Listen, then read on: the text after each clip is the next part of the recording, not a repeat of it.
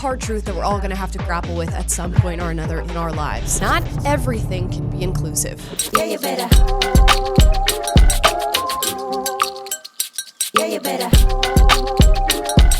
Guys, before we get into this video, if you'd like to support the channel now that I'm independent, I have a Patreon. The link is in the description down below. Sign up if you want to sign up, no pressure. Now, the idea for this video was quite literally handed to me on a silver platter when I saw this TikTok video that recently went viral about exclusivity versus inclusivity, and specifically through the lens of Victoria's Secret modeling. Let's watch. I'm gonna be the bitch and say it since nobody else will. It's okay for things to be exclusive. Like, not everything needs to be inclusive. For example, like, I feel like we're all seeing the Victoria's Secret fashion show. Like, that was never intended for everybody to be able to do. That is why they were called angels. They were out of this world. They were godly. They were angelic. Like, that was never meant to be obtainable. Same thing like the NFL. Like, not everybody's meant to play in the NFL. Same thing with Harvard. Like, not everybody's meant to get into Harvard. Like, the exclusivity is what makes it special. It's like what makes people like have drive, want to work hard for something. And the reality is that, like, for some people, no matter how hard you work, you might never actually be able to do that just because of your genetics, but that is okay. Like, I think we need to bring back some exclusivity. Like, I don't think we need to be so inclusive at all times for everything. Of course, there's a time and place for everything, but like, we're going too far.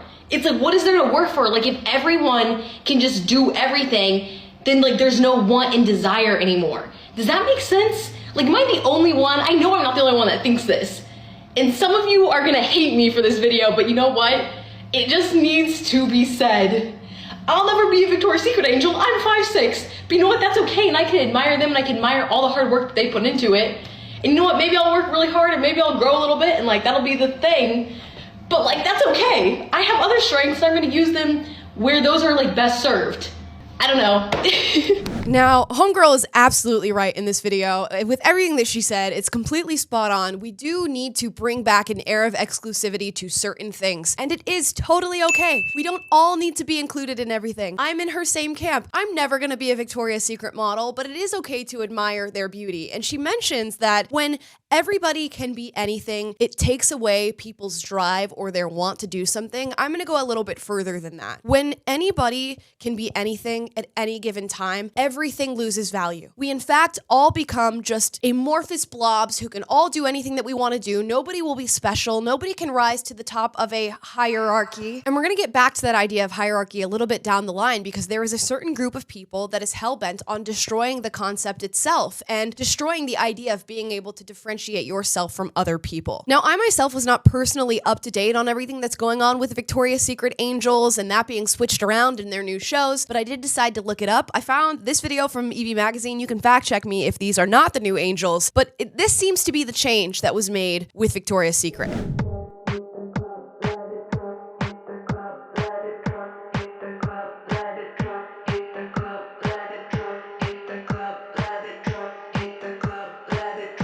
So clearly, if these photographs are evidence of what Victoria's Secret is doing, they're moving in a more inclusive direction, virtually saying that anybody can be a Victoria's Secret model. And while they're their own company and they can choose to do whatever they want, I have a feeling this is not going to land well with the general public. I looked up their documentary on Prime, and it looks like they have like a little over 1 star as a review, and that seems to be people signaling that they don't like the direction that this company is moving in, and it is a direction of inclusivity. So why is it that the people who represent the majority in this population do not want to see Victoria's Secret angels become something that is inclusive for all? Maybe it's because being a Victoria's Secret angel stops being special when you do that. Maybe it's because we have an idea of aspirational beauty, meaning something that we can aspire to, or at least look in the direction of and admire. And when you allow everything to be inclusive of everyone, you lose that specialness. You lose that glitz, that glamour, that aspirational aspect of what it is you're looking at. Now, of course, we're going to get the arguments that, you know, it's not aspirational beauty because most of us could never, ever be a Victoria's Secret angel, and we'll address that in just a moment. Now that we're up to date on what seems to be Victoria's Secret's new angle, I want to say that there was something else that girl was right about in her initial TikTok, and that was that she was going to get a lot of hate and a lot of people who did not want to hear her opinion about inclusivity. Here are some responses. Okay, I'm gonna be the bitch and say it since nobody else will.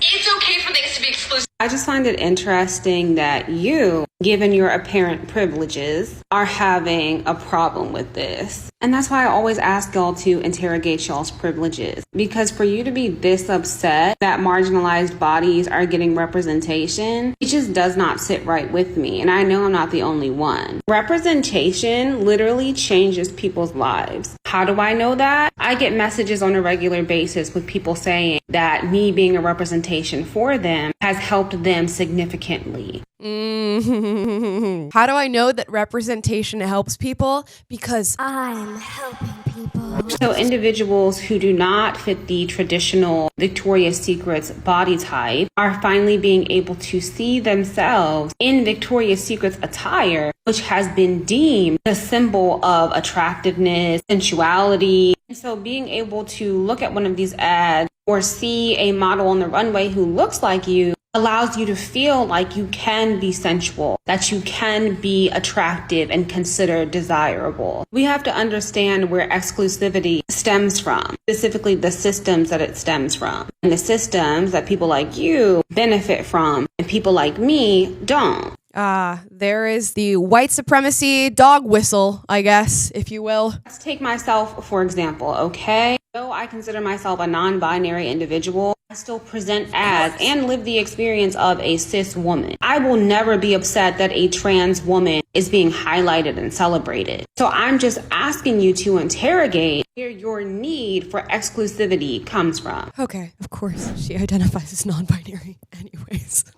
All right, let's get into some of the things she just spoke about in that video. First of all, I'll say I can understand this girl's perspective, right? We view Victoria's Secret angels to be extremely beautiful, and we want to feel beautiful ourselves. So why not make ourselves Victoria's Secret models? I completely understand why people call for representation or want to see themselves in TV and movies and as models, but what I want to point out is the failure in that sort of thinking. If you need to see yourself in XYZ position in order to believe that you could one day attain that position, someone has failed in teaching you. We are all human beings capable of reaching different accolades and different statuses in our respective fields, and we in no way, shape, or form need to see somebody who has the same skin color or gender as us do it before we recognize that that is something that we can attain ourselves. Another failure in that way of thinking is that not everything needs to be attainable. There are some things in our lives that we will all have to look at and grapple with the fact that we may never reach that point. We may never attain that thing, but we should be proud of and admire those who are capable of doing that thing. If I see a Victoria's Secret model who's,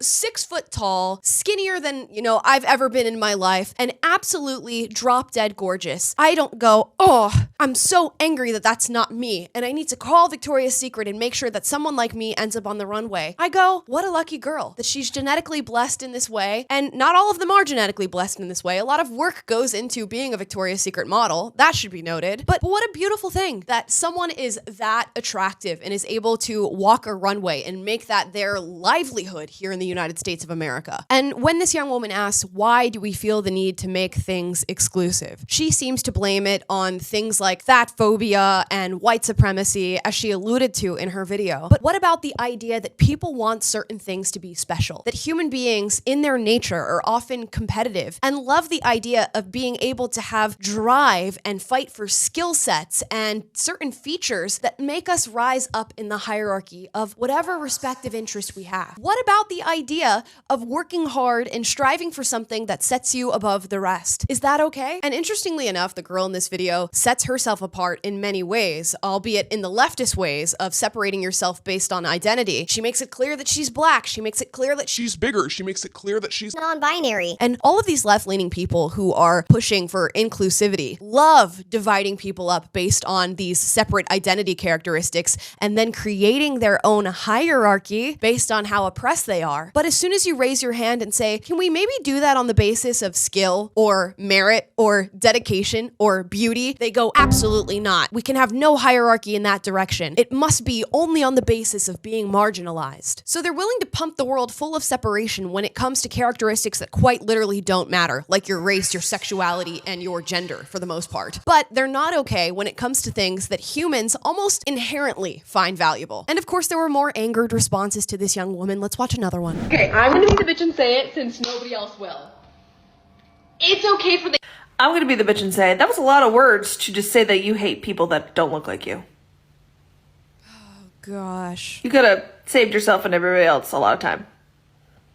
Just say it. It must be said, I guess. Does the NBA hate people that are below 6 foot? Does Harvard hate people that have a below 100 IQ? I just don't understand. You know, just make it make sense to me. Just because Victoria's Secret models have a certain standard that you have to meet, and yes, it is a standard that may be unattainable for most individuals, doesn't mean that they hate the people who do not meet that standard. That's really all I have to say there. I don't think that needs any more explaining than what was just said. It's so interesting that when people in this current culture are not included in something, they automatically insinuate that that's because the individuals who haven't included them hate them. And this is being reinforced by things like participation culture and like giving people the trophy just for showing up. It's also being reinforced by this idea that I think has been coined what-about-meism on the internet, which we'll briefly get into, and just a general message that is being injected into people's minds that they constantly need to be included and represented. And it's false. I'm sorry, it's false. And in some way, the real world is going to teach these people that at one point or another, or we're going to move in the direction of including everybody in everything and all things will lose meaning. And of course, we're focusing on Victoria's Secret in this video, but there's so many other things that this whole inclusivity culture is touching and tainting. And I'm sure you all will have each of your own examples that you can throw in the comments down below that I would love to read. But recently I've been hearing about this what-about-meism on the internet. Here is a video, and it's going to seem innocuous. This is a video of a girl making soup. I'm just going to show you a few seconds and then we'll talk about some of the comments that were left under this video. This is the recipe for the high iron soup you need to eat on your period. So basically I just soaked these beans overnight, drained them and rinsed them. Now I'm adding 8 cups of water and a chopped up onion. Now, do you see that damn soup? Do you see what it's full of? Beans. It's full of beans, right? Tell me why somebody commented, what about a recipe for people who don't like beans? Maybe, just maybe, this video was not meant to include you. Maybe this video was exclusive to people who are willing to eat a bean soup. And here's another one, just for shits and giggles at this point. My girlfriend just said, oh my God, we don't have an apple peeler. And I said, babe, I'm Persian. I am an apple peeler. She didn't understand what that meant. And what that means is basically when you're Persian, you grow up just eating more fruit than anybody else. And as part of that, you learn how to peel fruit faster and better than anyone else. So what you're able to do at a very young age is peel an entire apple without wasting too much and without needing any fancy things like an apple peeler, nonsense like that. Tools developed by the West to make us stop using our brains. Now, obviously, apple peelers are not tools created by the West to stop us from using our brains, but I digress. People felt the need to comment on this video. What about people with disabilities who can't use their hands properly or, need apple peelers and fruit peelers and vegetable peelers in order to live? Baby girl, maybe the video was not for you. Maybe it was exclusive to the group of people who can do this. And that is okay. And this is the inherent problem with everything we're talking about when it comes to inclusivity, is that it leads to this cultural sensitivity around absolutely anything and everything that does not include you. I mean, let's get down to it. The reality of this is that we've all been coddled in some way, shape, or form. And some people will say it maybe started with participation trophies or this idea that you should be rewarded just for showing up. And maybe that has grown into this idea that we deserve to be placed in any realm of value and merit in our society in order to make ourselves feel included. Maybe that is what it is. And people are going to hate that I say this. It does seem to be kind of a matriarchal belief, meaning women are ushering this in largely. And you can just take modeling as one example since we've been focusing on it in this video. Do you ever, for the most part, hear men calling for more plus size representation in modeling and saying, the whole male modeling industry needs to be upended to include bigger bodies? In fact, the only time in recent history that I can personally remember seeing a male model represented as plus sized is this cover from Glamour UK. You just never see like a 5'6" guy complaining about the fact that he's more than likely never going to be a part of the NBA, no matter how hard he tries. And it's maybe interesting that participation trophies largely started in the sector of public education that is often dominated by female teachers. So ladies, I'm not trying to like hate on being a woman or be a pick-me, but I do recognize that there are things that are inherent in our nature that might give way to issues like this and push this now culturally accepted idea of everything needing to be inclusive. And as I said before, I get it. I get this tendency that we have to want to feel included in things. And I know what the world looked like when we were constantly in this dog-eat-dog, competitive, fighting one another, cutthroat culture. It's hard. It's hard to constantly have drive. It's hard to constantly be competing. And even more than that, it's hard to recognize that there are certain levels of status that we will never be able to achieve and we will never obtain. And that there are certain things that only certain people can have in our society. That's a hard truth to swallow. I think we're right in saying that a little inclusivity is absolutely needed. And we live in a country that has historically excluded people from places where it did not make sense to exclude them. But we must be careful with how far we go with inclusivity. That 5'6" guy who's probably never going to make it into the NBA, that's okay. And it doesn't mean that he has lost his value as a human being, or that he is not talented, or that he's not athletic. It just means that maybe he should focus on making himself special in another arena and finding out what it is that differentiates him from other people. The same can be said for a plus-size woman who will probably never attain the status of a Victoria's Secret model. She must find out what sets her apart in this world. We must recognize that not everybody is meant to shine in absolutely everything, but we all have unique talents and unique characteristics that we must discover in ourselves and then bring to the world, because the world needs that. And maybe this ultra focus that we're putting on inclusivity is actually taking away from people being able to find out what sets themselves apart. It's one thing to be kind and acknowledge the value in others and to make sure that they feel accepted within our society. It's another thing to discard merit and value and drive and skill and achievement. And that seems to be what's happening here. Having standards does not make you racist or sexist